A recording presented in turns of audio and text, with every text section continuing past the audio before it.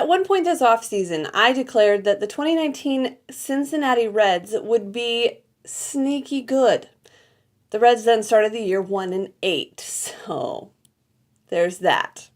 What's up, everybody? I'm Tara Wellman. Welcome back to Bird Seeds. This is another series preview, and if you've been here before, well, you know how this goes. If you're new here, I cover the St. Louis Cardinals for birdsontheblack.com, and I create daily and weekly content for this channel, Bird Seeds, which you can subscribe to stay in the loop and entertained. Now, as I mentioned, this is about the Cincinnati Reds, and the Cardinals will play the Reds in unfamiliar territory. They are headed to Monterrey, Mexico today, and they will be there throughout the weekend. But to get an idea of what's going on with this Reds team that added a lot of impressive pieces and then started the year screeching to a grinding halt, I am bringing back one of my guests from last year, Wick Terrell from Red Reporter, helping me break it all down.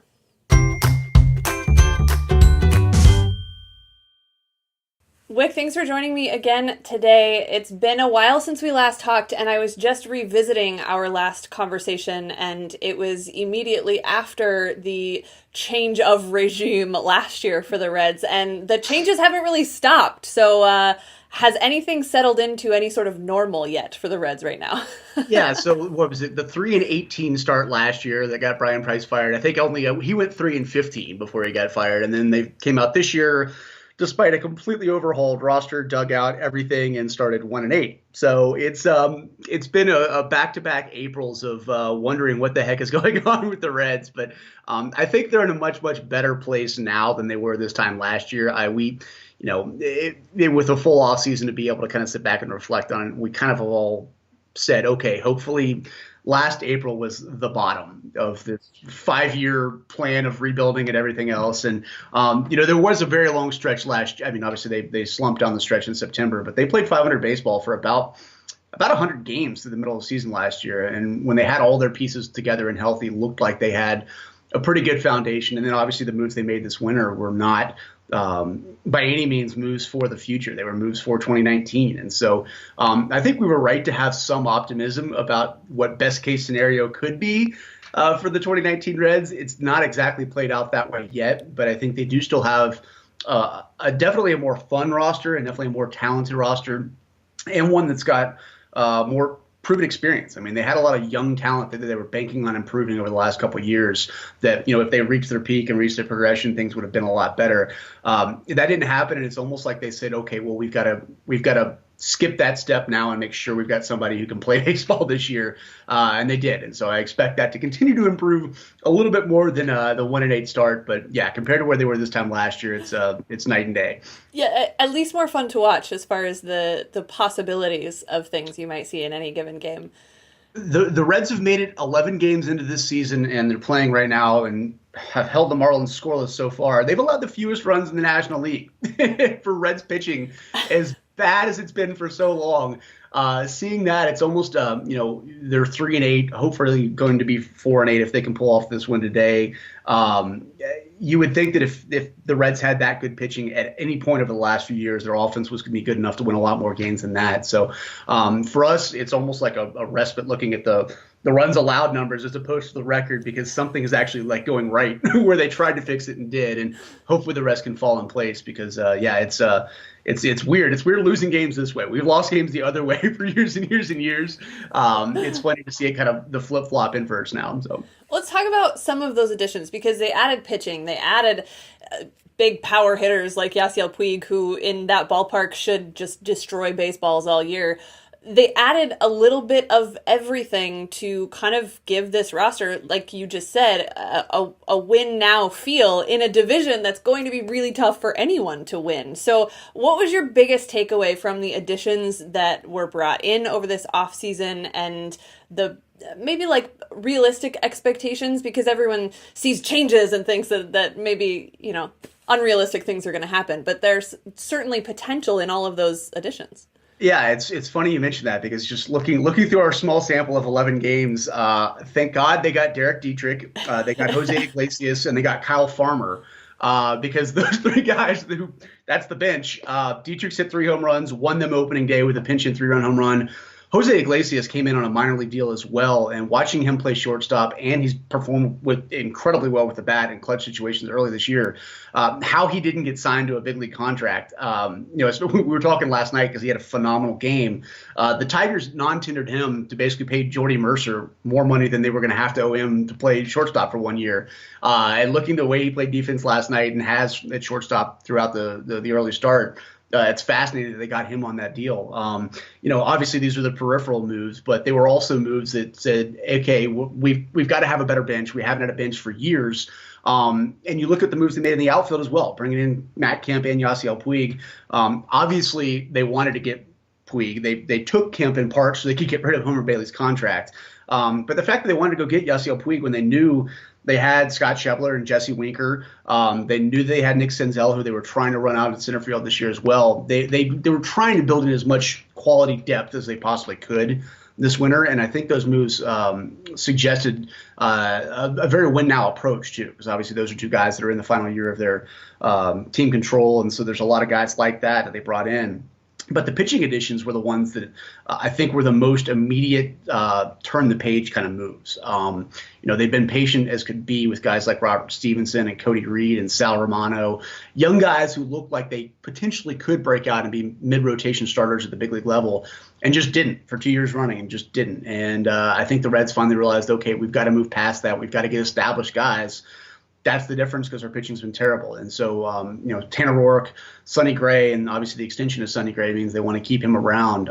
Those are two veteran pitchers that when they're on their game can be mid to top rotation guys. And, I think that's in the early going, it's already done a great job of helping solidify what the Reds have. Alex Wood's been hurt, has got a back issue that's kept him out for most of the year, but he was very much in the same mold of guys who have been established big league starters and had great success for a couple of years. Bring them in as well. And, it wasn't just that's 7, 8, 9, 10 big names that they've all brought in. They didn't have to give up a lot to do it either. And I think that's the biggest part about this is that, if they've got so many guys and even some established guys that were on the team, guys like Scooter Gennett when he gets back, they've got 7 or 8 guys who are all going to be free agents after this year. And so they set themselves up to be very good to start this season. And then at the middle of the year, come trade deadline, who knows where they're going to go? If they're 2 games over 500 and 4 games out of the lead in the Central, what do? Do you trade Puig and Kemp and Scooter and Roark and Wood, all these guys, or do you keep them and ride it out? It's roughly, I think, $63 million of payroll that's set to come off the books after this year. And so they bolstered 2019, but didn't sacrifice the future into what they gave up. And even if this year doesn't work out, they've got as much payroll flexibility to go out and do it again this winter if they want to, of any team in baseball. And so it's a very interesting strategy, not one that I think I expect. Definitely not one I expected. I expected them to make big moves this offseason, but not so hyper-focused on 2019. But the more I look at it, the more it kind of signals, hey, we're going to be better this year. We're going to be more fun. We didn't sacrifice the future, and we still have any option we want to go with beyond this season. And so it's tough to not really know which direction they're going beyond this way, but it is cool to know they've built in that flexibility, I guess is the best way to describe it. So yeah, that's been the interesting part to watch, just as a bystander really watching whatever it is that they're doing, because at first, the moves start happening and you're kind of going, huh, interesting. And then, a few more things happen and you go, okay, I kind of get it.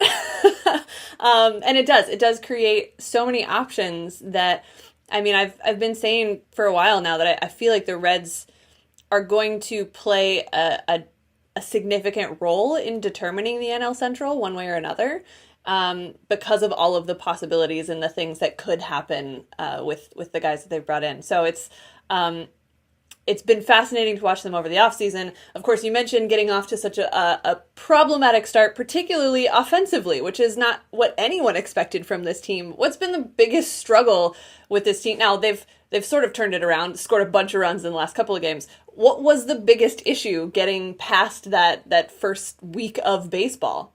It's really, really hard to pinpoint. The offense is the one thing that this team should have had to never really worry about. And obviously it is worth mentioning I mentioned Scooter Gennett. He is out for 8 to 12 weeks, and that was a late spring injury, and he's obviously been a fantastic offensive force the last couple of years.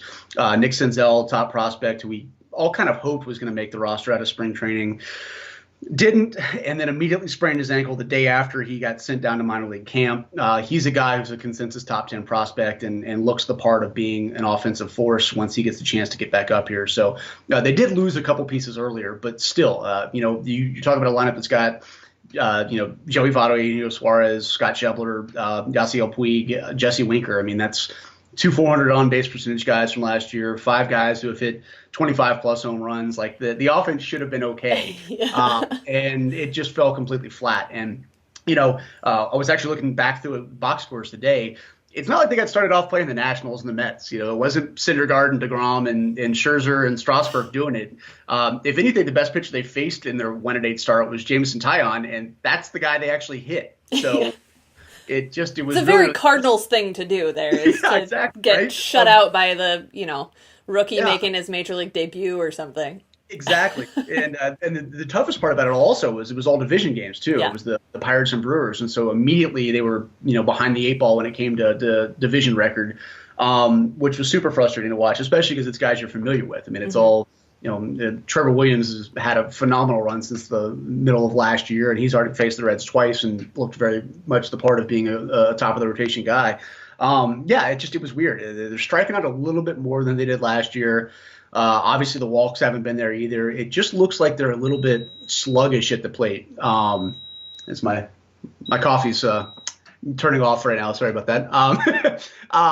It was one of those things where you look up and there was so much turnover in new guys in the dugout, new guys on the roster, pressure to kind of perform this year. New coaching staff too. I mean, they hired Turner Ward away from the Dodgers, and he's obviously what the Dodgers did offensively last year and what they've continued to do after he left. Signals that he certainly knows what he's doing and is able to work with teams that can be offensive forces. It just seems like nothing has quite clicked yet, and hopefully that 14-0 game 2 days ago is kind of the deep breath, settle in and go from here kind of moment. But then last night they scored 2 runs late and they haven't scored again today either. So I think they're going to hit, and it's one of those things that, obviously if hitting is contagious, everybody's going to break out because there's not anybody who's hit well yet. So there are a lot of guys that are hoping for regression to happen right now. And I think it will at some point, hopefully not after it's too late like it was last year. But yeah, it's been really, really interesting to watch it play out because there are no obvious holes in this lineup. It's not like not like the last couple of years where you had Zach Cozart pre-breakout and you had Billy Hamilton leading off. There aren't those kind of offensive black holes in this lineup, and so hopefully they can all kind of turn it on soon because I think when they do, and it's going to be pretty impressive to watch. As is the nature of baseball, things tend to change quickly when they start changing. As an example, I was just saying that the Cardinals took 3 of 4 from the Dodgers. Well, the Cardinals are also playing right now, and we're down 3-0 early. Now they're up by a run. So these things, the timing of some of this stuff, you just never know when that switch is going to be flipped. I'm glad you mentioned the division. I want to ask you about that, but I want to circle back. You mentioned the new coaching staff. The Cardinals also dealing with a number of new guys on their coaching staff this year, and it's always an interesting conversation to try to figure out how much those guys are having an impact, when you can start to see the result of the work that they're doing. Cardinals brought in Jeff Albert, new hitting coach, who's known for a lot of his ability to sort of translate kind of the analytic information to players who maybe don't speak that language. And then they struck out, I think, double-digit strikeouts in the first 8 or 9 games of the season. And we were all going, you're supposed to be the contact guy. What happened there? So when you look at a new coaching staff, is there anything... It's so hard to put a finger on anything at this point, but what is the takeaway so far from the little bit that you've seen and the way that guys are responding at this point? I think so. Obviously, David Bell's the new manager and has never been a big league manager before. He's been a bench coach. He was bench coach with the Cardinals. Managed AAA in the Red system for I think 3 or 4 years ago.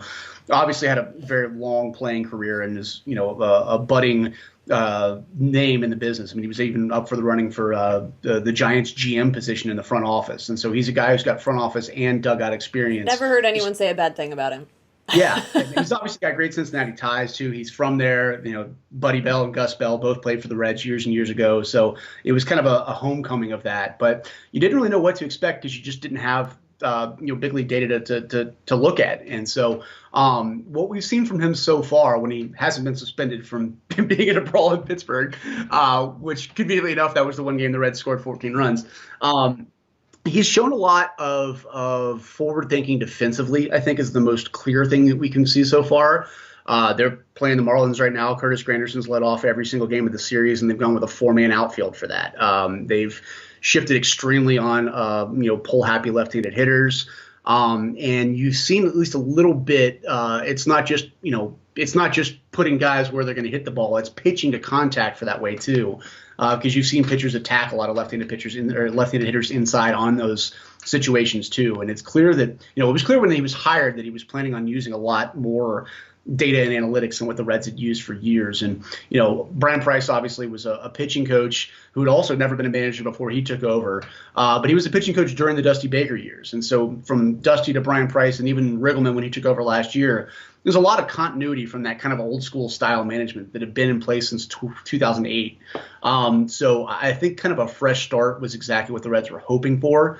And it looks, at least early on, that that's what they're getting. I mentioned Turner Ward as the hitting coach. The one thing we have seen the Reds do at least a little bit early on, more than I think we expected them to, is swing at first pitches. They've been very aggressive early in counts this year. And, I don't know if that's an organizational strategy, if that's just an early season kind of thing, because pitchers haven't adapted to how guys are hitting yet. And so that might be very different a month and a half from now than it is already. But it certainly has been at least a little bit of a trend. So I'm interested to see how that develops as they go on. Aside from that, the pitching is the one thing that I've had the hardest time kind of wrapping my head around. Derek Johnson, hired away from the Brewers, had a phenomenal run in Milwaukee the last couple of years with a lot of, I don't want to say no names, but not guys that they expected to be great. Not stars, yeah. Yeah, and he from staff top to bottom, maybe the bullpen. You can look at their bullpen, and those were some extremely talented arms that he managed well. But they brought him in, and I don't wish they were still using the same pitchers they had the last 2 years just with a new coach, because I'm not sure he's that much of a magician. But there are enough new names and new faces in here to where it's kind of hard to tell if they're just bringing their own style in or how much Johnson's had the impact on that. But that's the one thing I'm going to continue to watch as the season goes on, because Reds pitchers have obviously struggled mightily over the last few years. And the early returns, especially from the starting staff this year, have been phenomenal. And, obviously Johnson's got he's got a very big part of why that's happening. I just can't quite determine exactly what it is yet. So, yeah. But I think all told, I'm happy with the new staff. I think it's a good mix, and they obviously hired some big names from some very successful clubs to make that happen. Just continuing that idea that they're trying to win. This is not the same old Reds we've seen the last couple of years. Starting the season with so many division games, the Cardinals did it as well. Saw the Brewers, then saw the Pirates. A couple of series with teams from the West Coast, and then they're right back in it with those division games again. Seeing this division up close right away, it just has a feel of a division that's going to be just a knockdown, drag out all season long, at least from what I've seen so far. It's one of the very few divisions in baseball, maybe the only division in baseball, where there's no team that's obviously tanking or rebuilding anymore. Yeah. I mean, that's been the Reds the last couple of years, and obviously that's not the case. They ran up a record payroll this year and brought in all those new names that are obviously concentrated on 2019, because that's the last year they've got control of so many of them. And even the Pirates, who didn't have the busiest of off seasons, made the Chris Archer addition at the deadline last year, in part, largely for this year, because they kind of knew they were out of it last year. And they're a team that, never really seems to need superstars to find a way to be extremely competitive. And so, yeah, I think the Central this year is going to be very, very interesting. I keep coming back to this Red strategy of focusing on 1-year rental players, so to speak. That's going to have a major impact on how this stretch run goes, I think, because they're going to be in the mix a lot. But with guys like Puig and Rourke and Alex Wood when he gets back healthy, Scooter Gennett, what they do with him, the Reds could go so many different ways at the deadline that, if they hold on to a lot of these guys, they've got a lot of division games down the stretch post-deadline that could, skew things one way. If they decide to kind of tear things down mid-season, then suddenly you do have a team that's not playing for 2019 anymore in the middle of Division Two. But I think the fact of the matter is the Central on paper looked like it was going to be plenty good enough before the Reds made their additions. That added a lot of talent to the division. But then what the rest of the teams did too. I mean, the Cardinals brought in Paul Goldschmidt. That's the single biggest addition to the entire division, in my opinion. The Brewers stayed active. They brought in Yasmani Grandal, who was the best catcher on the market this winter. And that addressed pretty much the only weakness they had in their lineup, too. Cubs didn't do a whole lot, but they're really hoping on a lot of bounce backs. Obviously, getting Yu Darvish back, and hopefully a healthy Chris Bryant brings another MVP caliber player to the division as well. I think it's going to be a slugfest all summer long. And it was going to be a slugfest with at least 4 teams before the Reds decided to jump in the mix. I'm excited to see them be part of it, too, because there's not really going to be any easy games in the division all season long. And that's the first time you could really say that in several years. So yeah, it's going to be fascinating to watch. Also interesting is that the first time the Cardinals and the Reds will see each other is in Mexico.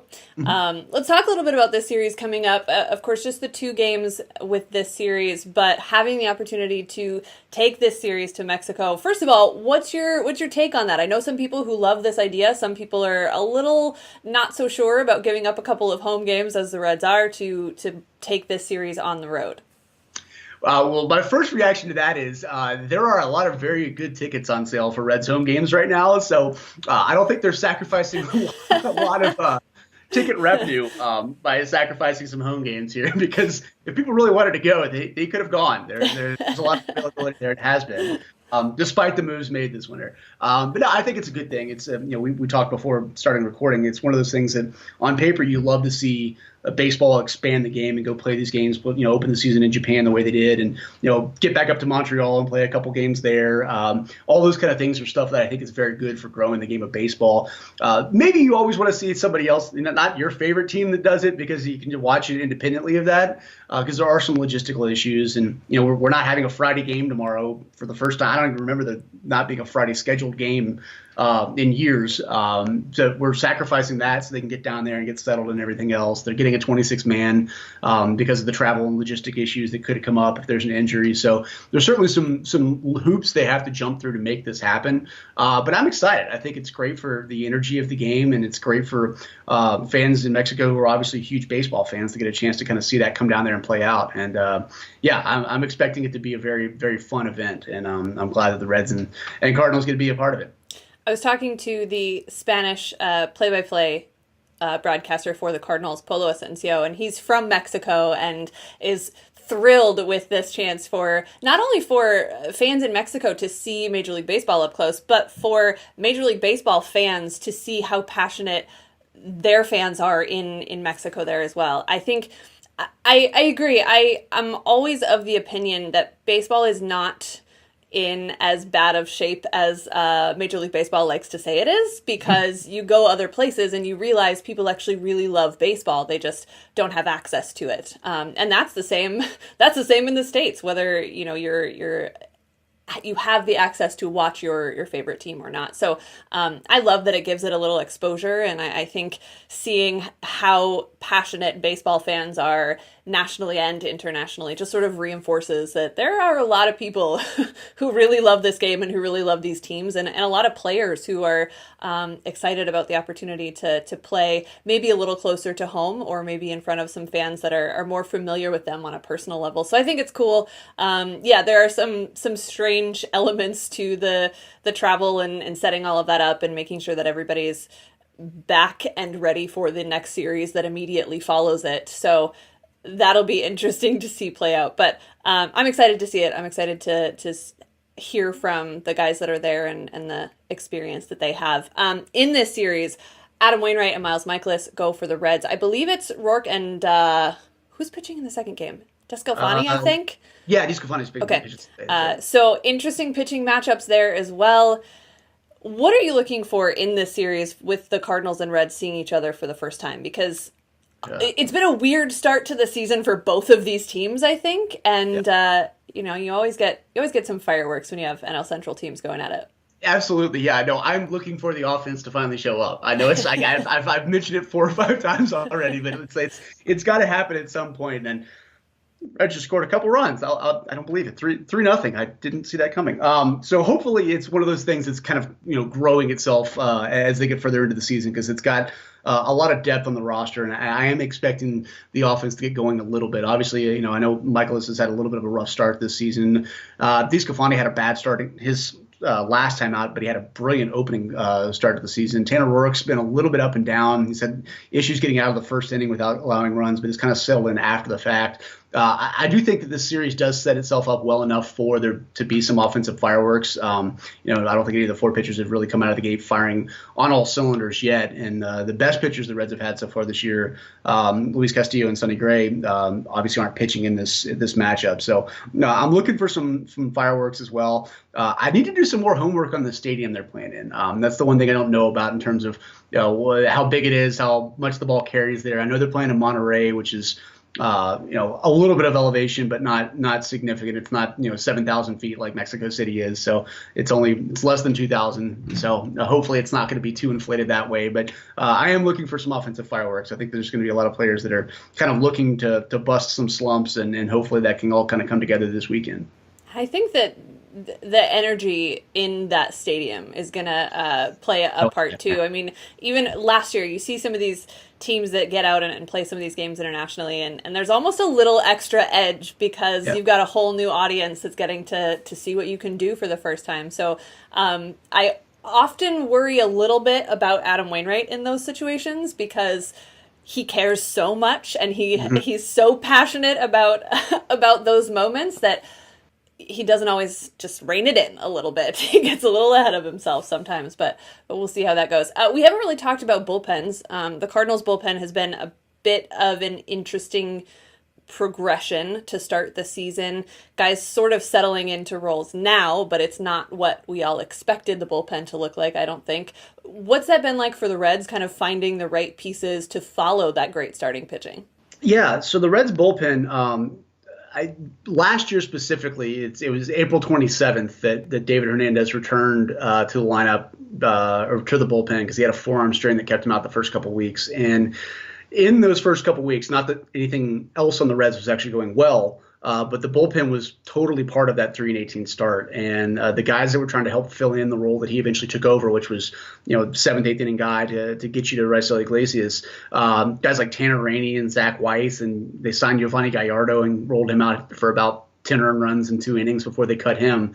But once Hernandez got back from that point to the end of the season, the Reds bullpen was a strength. They I guess some of the numbers got skewed again once they got to September and started rolling some other guys out there and they were out of the race. But from basically May through August, it was a strength of the team, and they brought everybody back. I mentioned Hernandez. Jared Hughes was phenomenal last year and is back again this year. Raisel Iglesias, he had one of those weird international contracts when they first signed him and technically was arbitration eligible for 3 more years. They went ahead and hammered out just a concrete salary for him this winter and locked him in for 3 years and I think $24 million total, in part because they wanted to use him in less traditional ways than they had. You look at the way that I mentioned Derek Johnson coming from the Brewers. You look at the way they used Corey Knebel and Hader and Jeffress at the back end of their bullpen last year. A lot of guys had saves, and they really, they targeted high leverage scenarios as opposed to pitching 7th, 8th, and 9th inning. And, signing Iglesias to that, because I'm getting kind of convoluted here, but if he was arbitration eligible, he wanted the save stats because saves are what gets you the arbitration raises. Right. They basically said, hey, we're going to give you the money because we're going to use you as our best reliever in kind of an Andrew Miller role, so to speak. So that kind of signaled, okay, the bullpen's going to bring back all their best arms and get used in kind of more analytic driven ways than just in roles, so to speak. And that's what we've seen them do so far this year. Unfortunately, they haven't had the success so far this year that we hoped they were going to have. Hughes hasn't looked quite as good early. He looked a lot better last night. Raisel Iglesias did pick up a save last night, but he had looked really rough in his first 2 appearances as well. Velocity was down a little bit. I think it's going to be a strength of this team. They brought in Zach Duke as well, who's been excellent as a loogie for the last couple of years. He hasn't looked great to start the season either, but I think in theory that's going to get better. I do think it's a group that they can lean on a lot, and I think they will. David Bell's been a little bit quick with his hook early in the season. I think he's been more prone to getting guys out before they have a chance to hit the heart of the lineup the third time around. I think that's something that probably will continue. But they've also been carrying that extra pitcher in the bullpen too. They've gone with a 4-man bench, and that's something that Bell has specifically said he wants to continue to do. I guess having Michael Lorenzen be able to go out and play some center field and actually hit a little bit too gives him a little bit more flexibility with that last pitcher in the bullpen role. But I think the bullpen is going to be a strength of this team. It hasn't been yet, but hopefully by this weekend, hopefully by today, since they've got a lead to hold on to. Yes. That's something that will continue to evolve as well, because I think there's a lot of talent down there. Amir Garrett's a guy who I haven't mentioned yet, but he kind of looks to be. I mentioned Zach Duke as the loogie. I think Garrett's the guy who's going to be. He's going to be more than a loogie, but still the top lefty in the bullpen, and he's a former starter as well, so he's got the ability to go 2 innings if need be in the back end. And I think it's should be a strength of this team once everybody kind of gets going. But it sure seems like they've gotten off to a little bit of a slow start this year. Yeah, it's always a stressful situation trying to figure out that bullpen, I think. The last thing that I want to ask you is not about this series or about the Major League roster at this point, but I know we have a lot of people who are who will watch this who are big prospect guys. Hunter Green, obviously, the news about him being down with Tommy John. Tough blow for a kid that a lot of people were looking at. Yeah, 100%. And, obviously you all have been through this with Alex Reyes as well. Top pitching prospects are just such a, put them in a glass case and just everything goes perfectly well, and it never does.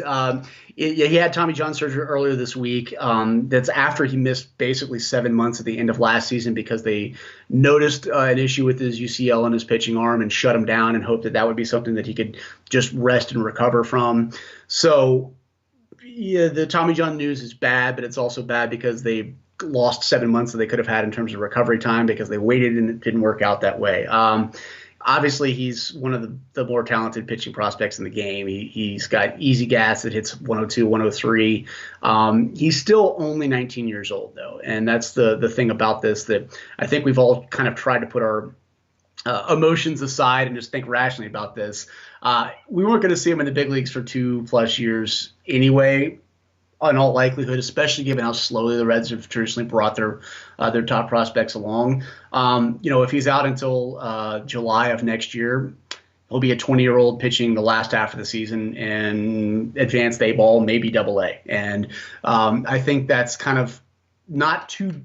Maybe we might see him as a 22-year-old now as opposed to a 21-year-old is the most optimistic way I think I can put this, is that as tantalizing as a prospect as he is, and for as long as the Reds have waited for their next ace and for a next good pitching prospect to come up, he obviously had a lot of eyes on him, but I think realistically we weren't going to see him for 2-3 years anyway. This puts a little bit of dent in that timeline, but it still doesn't really change the long-term plans for him. I think, if anything, it was frustrating when it happened because, I mentioned the Nick Senzel news. We got hit with Alex Wood being out to start the season, Nick Senzel getting demoted and then spraining his ankle and being out for a month, and then the Hunter Green news happened right after the Scooter Gennett news happened, and it was like, oh no, like the offseason was going so well, and then we got 4 bad stories all in a row, and the Hunter Green news was the last one, and I think that was kind of we'd been deflated at that point enough. We didn't really need to hear that one too.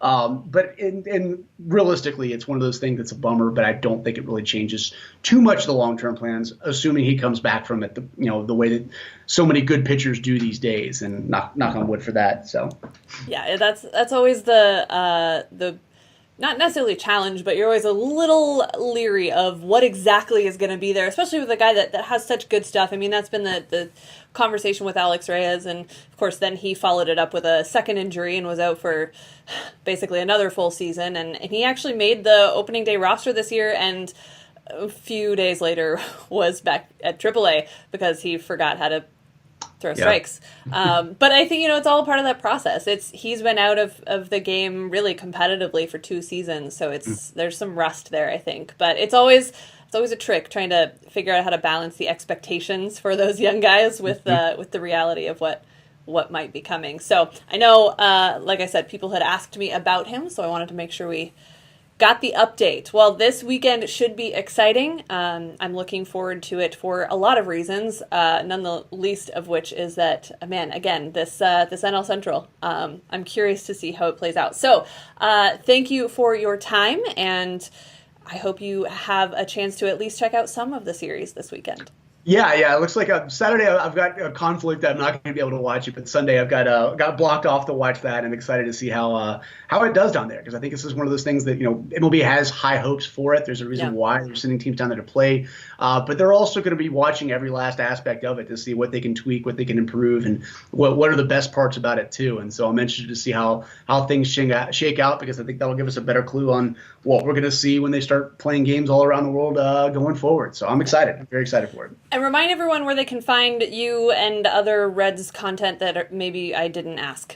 Yeah, so I'm the managing editor and lead writer over at redreporter.com. We are the Reds SB Nation blog, and we generally have some pretty good content over there. We try to keep it pretty lighthearted, and sometimes we dive into analytics very deeply. Sometimes we figure out what reminds us about Scott Rowland when we see Matt Kemp at the plate, and it's not analytic at all, and it's just stupid and funny. But that's I think it's in part because we've watched the Reds play a lot of bad baseball over the last couple of years. You have to write something, right? Yeah, you got to keep it entertaining when you can. But we like to think we're a pretty good site, and it's a good roster of writers over there. And hopefully we've got, well, one thing's for sure, we've got a lot of new players and new faces in this year. So we're trying to be objective and figure out who they've got. And hopefully we'll have a lot of new content once all these new faces start giving us enough stats to be able to break down. So yeah, come by and check us out. RedReporter.com, on Twitter at RedReporter. And we're pretty active. So see if you can follow us and see what you like. So. And I can objectively say that I think it's a fantastic mix of content. I love some of the stories that I stumble into when I'm there looking for other unrelated, more like actually baseball related stuff. I'm always entertained, and I love that. I love that element to it as well. So you all do a great job. Well, thanks again for your time, and we'll talk after the series, I'm sure. Yep, sounds good. Thanks for having me. Now, while the Reds did go on to the fairly simple 5-0 win over the Marlins after concluding recording that interview, the Cardinals' afternoon was a bit more complicated, although they also picked up a big win after giving up 7 runs to the Dodgers, still pulling away with the victory, completing the 4-game sweep. So both teams coming in off of victories, both teams coming off of long travel days. So Friday is an off day. Saturday and Sunday, the Cardinals and the Reds will play in Monterrey, Mexico, and then we'll come back and do it all again, diving right back in to that division race. Thanks again to Wick for joining me. Make sure that you're subscribed here. You can check out more coverage at birdsontheblack.com. I'm Tara Wellman, and I'll see you next time.